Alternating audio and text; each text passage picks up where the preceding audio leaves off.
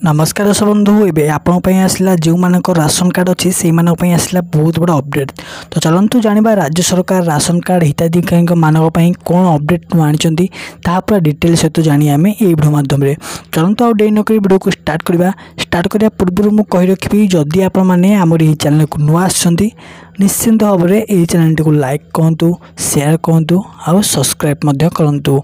ये ration card जो मानकर KYC कंप्लीट सरी तो ये राज्य सरकार से मानक नुआ राशन कार्ड जोगे देवे। तो आपण मान तो निहाती जानते कि ये जेपरी आयुष्मान कार्ड समस्त को मिला तो सहीपरी भाव में एबे नुआ राशन कार्ड मिलवा को जाउची जो मानकर KYC सक्सेसफुल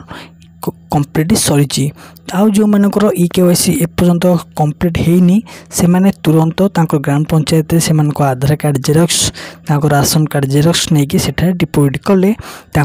नुआ KYC कंप्लीट सेटर हो सहित द्वारा जदि आपण माने मन किसी भी डाउट अच्छी राशन कार्ड को नहीं मुझे मो डिस्क्रिप्शन से लिंक देती से लिंक को आप क्लिक कर पूरा डिटेल सहित जानीपारे राशन कार्ड केबे आपन को नुआ मिल आ क्यों मानक जदि है KYC किपरि आप करेंगे। चलतु आज वीडियो ये देखा देखा अन्य को नुआ रहू सांग मैंने आज जय जय।